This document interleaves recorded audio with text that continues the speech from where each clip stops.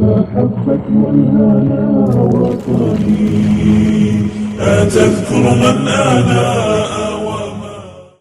الحمد لله ثم الحمد لله.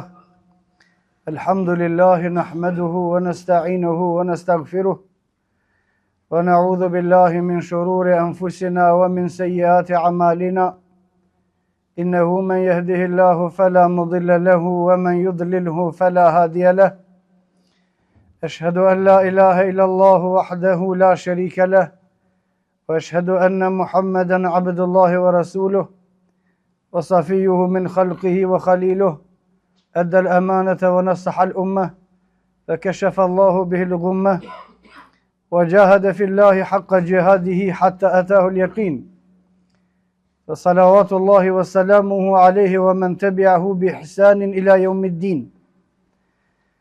يا أيها الذين آمنوا اتقوا الله حق تقاته ولا تموتن إلا وأنتم مسلمون.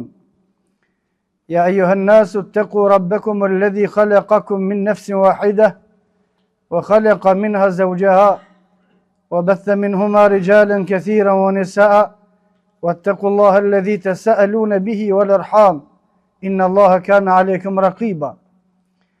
يا أيها الذين آمنوا اتقوا الله وقولوا قولا سديدا يصلح لكم أعمالكم ويغفر لكم ذنوبكم ومن يطع الله ورسوله فقد فاز فوزا عظيما.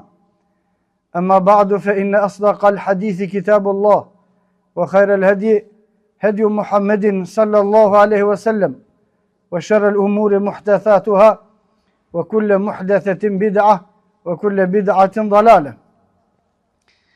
Të ndershëm besimtar, falënderimi takon Allahu subhanahu wa taala.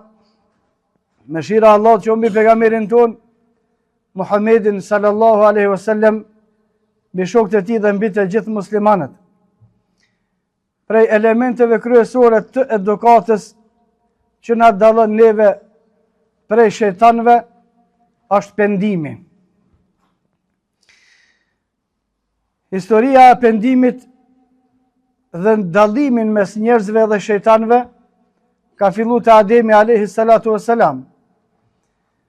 Pasi që Allah subhanahu wa taala ka krijuar Ademin alayhi salatu wassalam dhe ja ka dhënë shpirtin e ka bërë të gjallë, i ka urdhëruar melekët me u përul Ademit alayhi salatu wassalam në shenjë respekti, kurse në mesin e melekëve ka qenë urdhëruar me i bë sejdë Ademit edhe Iblisi. Kana min al-jinn, ai s'ka qenë melek kur, ka qenë prej gjinëve gjithmonë. Fa fasaqa an amri rabbi, e ka kundërshtuar urdhrin e Allahut subhanahu wa taala dhe nuk i ka përgjigjë Allahut subhanahu wa taala në kërkesën e tij.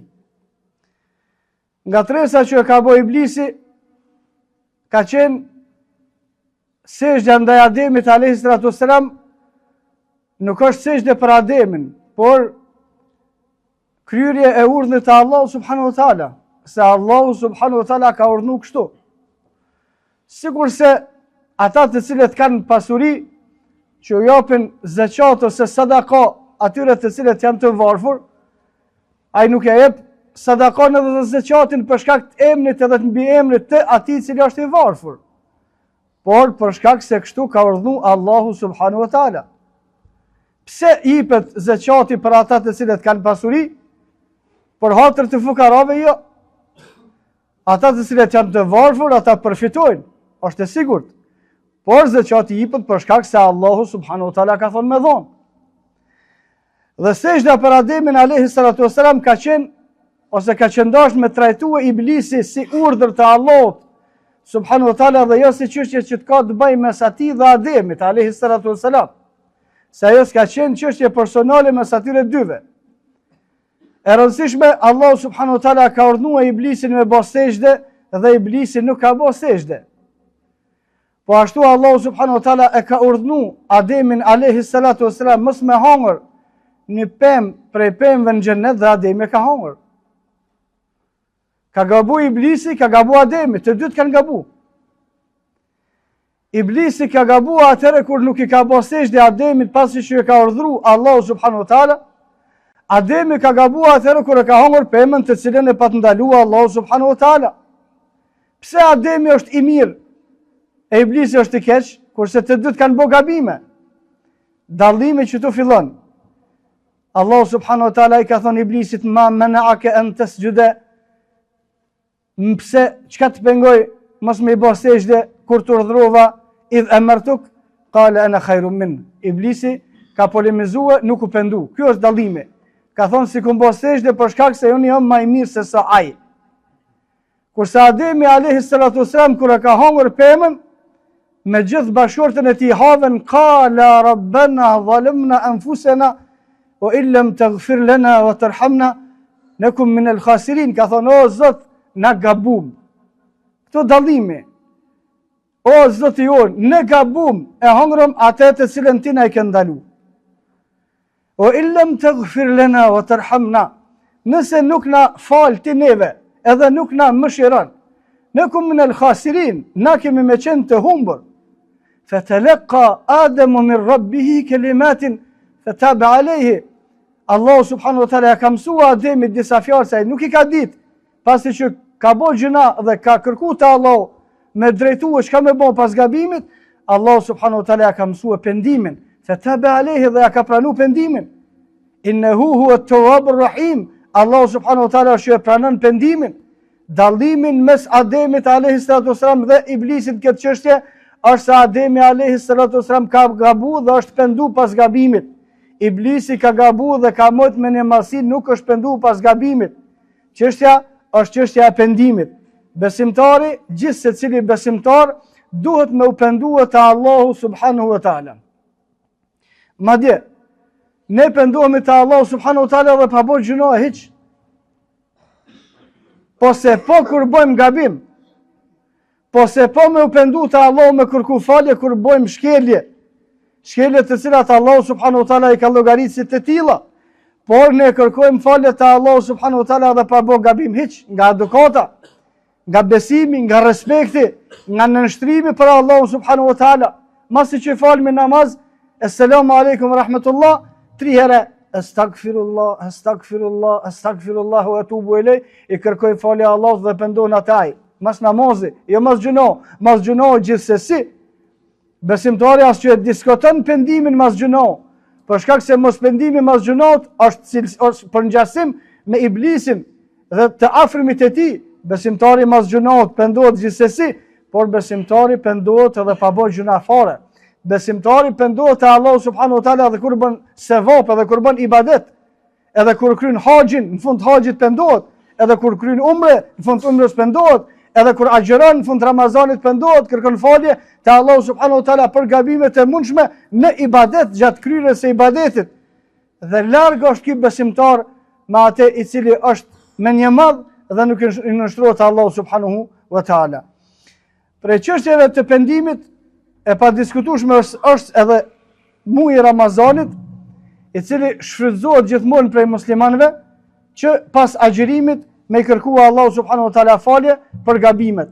Në hadithin e saktë të cilin e transmeton Imam Buhariu, pejgamberi sallallahu alaihi wasallam ka thonë: "Wa Ramadan ila Ramadan", Ramazani deri në Ramazan, mukeffiratun lima bainahunna idha jtunibatil kaba'ir, i fal krejt gjunat robit nëse është larguar prej gjunave të mëdha. Veç agjërimi si i tillë, kushdo që e ka agjëruar muajin e Ramazanit prej vitit të kaluar deri në këtë vit, të gjitha mëkatet të cilat nuk e mrin nivelin e mëkateve të mëdha, i ka të falura. Kushdo që e ka agjëruar Ramazanin këtë vit, të gjitha mëkatet që nuk e mrin nivelin e mëkateve të mëdha, i ka të falura prej Ramazanit të kaluar. Dhe kjo është prej begative të Allahu subhanahu wa taala ndaj besimtarëve. Kurse ata të cilët kanë mëkate të mëdha janë penduar dhe pendohen. Kurse prej shenjave të pendimit, ose për me kuptuar robi se pendimin që e kemi bën është i pranuar te Allahu subhanahu wa taala ose nuk është i pranuar, shenja e parë është më kanë njeriu pas pendimit në aspektin fetar më i mirë se sa që ka qenë para pendimit. Kushdo që ka agjëruar muajin e Ramazanit, e ka përcjell atë me 6 ditë dhe e përcjell nëse si ka kryer ala deri tash, dhe pendohet te Allahu subhanahu wa taala, gjunat e vogla i falen për shkak të Ramazanit për një vit, kurse gjunat e mëdha falen për shkak të pendimit, dhe kushdo që dëshiron me ditë se pendimi i tij është pranuar te Allahu subhanahu wa taala apo jo, ne të kenë parasysh këto 3 pika. Në një, pas pendimit, më konë më i mirë se sa para pendimit. Gjithmonë thojmë në aspektin e fesë. Pas pendimit, më i mirë se sa para pendimit. Në hadithin e saktë pejgamberi sallallahu alaihi wasallam ka thonë: "At-ta'ibu min adh-dhanbi kala man dhanba lahu." Kush pendohet te Allahu subhanahu wa taala për një mëkat, te Allahu llogaritet sikur mos më pas bën mëkat hiç. Edhe kur pendohet njeriu, te Allahu subhanahu wa taala është më i mirë. Çish ka mundësi me ditë njeriu, a është më i mirë te Allahu subhanahu wa taala? Nuk është e thjeshtë. Shifi obligimet, a i kryen me rregull, edhe shifi gjunat, a i largue prej tyre, ose a je më i mirë në rujtjen nga gjunat se sa para se me kaluë ky Ramazan edhe para se sa me u pendu. Prej çështjes së dytë ose pika e dytë, e cila tregon se robit i është pranu pendimi te Allahu subhanahu wa taala, është friga prej Allahu subhanahu wa taala. Gjithmonë njerëzit më të penduar janë më të frikësuar te Allahu. Njerëzit të pa penduar janë më trima, edhe nuk i kanë frikë Allahut, se ata me i pas frikë Allahut subhanahu wa taala ishin pendu. Dhe friga ndaj Allahut subhanahu wa taala është e lavdruar. Edhe pse friga e robërve ndaj krijesave është e nënçmuar. Robi nuk duhet me i pas frikë kërkuna përveç Allahu subhanahu wa taala. Dhe friga në çështjet krijes nuk është cilësi e mirë, por kur jemi në raport krijesa me Allahun, me krijuesin, sa më frigacak me qenë njeriu prej Allahut, është më besimtar dhe më i ditur. Se nuk i frigohet Allahut kërkush përveç se atij që e njeh. Dhe nuk bëhet më një madh me Allahun subhanahu wa taala veç ai që është ignorant. Nuk e din kush është Allahu subhanahu wa taala.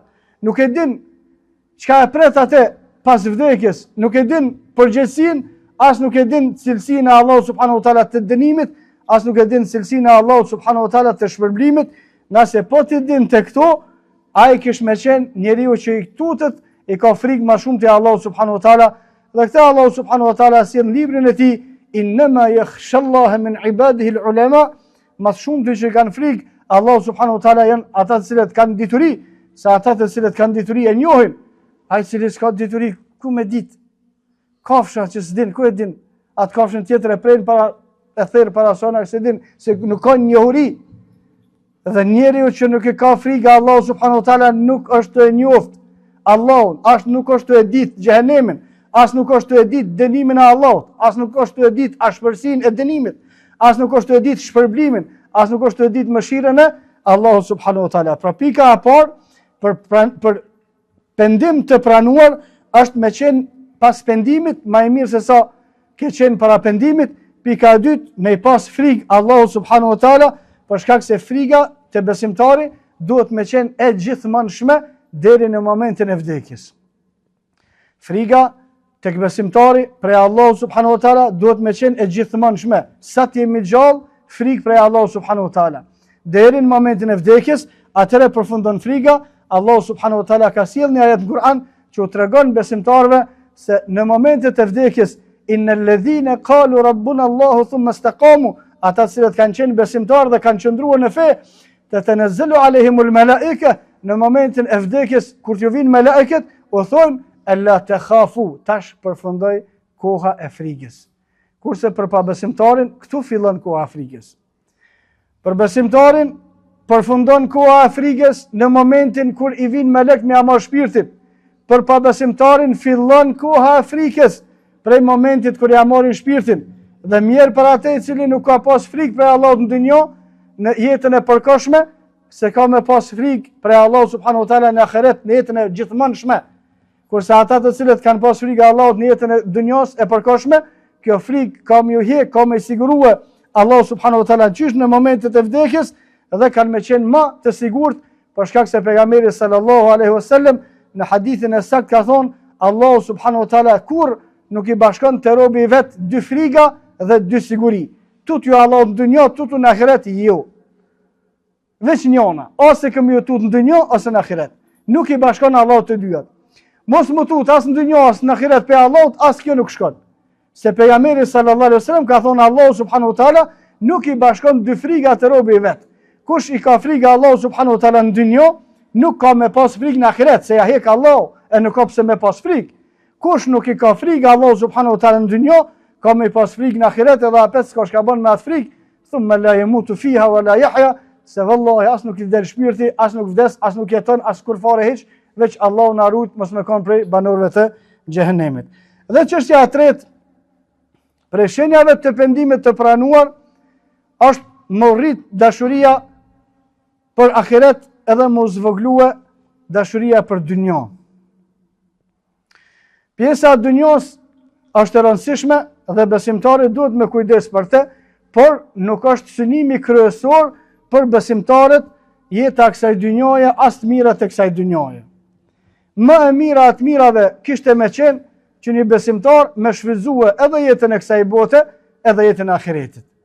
Për shkak se të mirat në këtë dynjë, më së miri që i takojnë me shfrytëzue janë besimtarët. Të gjitha begatit të Allahu subhanahu wa taala në dynjë, mas hallalti që i kanë besimtarët. Por nuk është çështja kryesore. Çështja kryesore është ahireti. Edhe me disa çështje të dynjës pa u realizu, nuk bëhet kiameti. Ama mos më realizue hyrja në xhenet në botën tjetër, ai është kiamet i madh. Për pika e tretë që pendimi është i pranuar, është me uzbe dëshira për garën për të mirat e kësaj dynjoje. Për shkak se këtë garë e kanë ata të cilët nuk janë besimtar. Thot Allahu subhanahu wa taala: "La yazalu bunyanuhum alladhi banaw fihi ribatan fi qulubihim illa an taqatta'a qulubuhum." Ata cilët nuk e besojnë Allahun subhanahu wa taala, qaq sa edhe ndërtesat të cilat i ndërtojnë këtë dynjë, zemrat e tyre janë të lidhura me ndërtesat e tyre, edhe me çështjet e tyre të dynjës, dhe nuk ju del prej zemrave të tyre kjo dëshirë, vetëm se nëse u shkullën, u kputën, u hjekën zemrat e tyre, e që pjesë e madhe komentatorëve thonë vetëm kur që vjen vdekja. Atëherë besimtari largohet prej synimit kryesor për kësaj dynjoje pa i ardhur vdekja, pa i u shkull zemra, pa i dal shpirti. Besimtari e shfrytëzon jetën e kësaj bote, por nuk është qëllimi kryesor dhe jeta e kësaj bote nuk është gjithçka. Ajo që mirët, falëndrimi tek Allahu subhanahu wa taala. Ajo që nuk arrihet, përsëri falëndrimi tek Allahu subhanahu wa taala, kurse në jetën e ahiretit kushdo që e fiton xhenetin, lahum ma yasha'un fiha, atje do të kenë gjithçka që dëshirojnë, hum fiha khalidun, dhe atje do të jenë përgjithmonë. Ne lutim Allahun subhanahu wa taala që të na bëjë për atyre të cilët pendohen pas gabimeve, ashtu sikur që u pendua baba jon Ademi alayhi salatu wassalam. E lutim Allahun subhanahu wa taala mos jem për atyre që bën me nemallsi kur gabojnë, qoftë ndaj Allahut subhanahu wa taala, qoftë ndaj krijesave, dhe janë prej atyre të cilët kërkojnë falje dhe pendohen te Allahu subhanahu wa taala. Pas pendimit janë më të mirë se sa para pendimit. Pas pendimit i kanë frikë Allahu subhanahu wa taala më shumë se sa para pendimit, dhe pendimi bëhet shkak që më interesuar më kujdes më shumë për veprat e ahiretit dhe jetën e ahiret. Wa qulu qawli hadha wastaghfirullaha li wa lakum fastaghfiruhu li kulli dhanbin innahu huwal ghafurur rahim.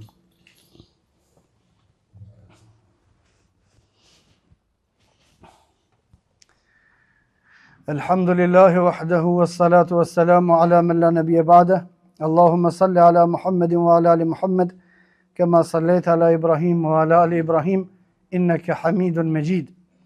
اللهم بارك على محمد وعلى آل محمد كما باركت على إبراهيم وعلى آل إبراهيم إنك حميد مجيد. إن الله يأمر بالعدل والإحسان وإيتاء ذي القربى وينهى عن الفحشاء والمنكر والبغي يعظكم لعلكم تذكرون وقوموا إلى صلاتكم يرحمكم الله.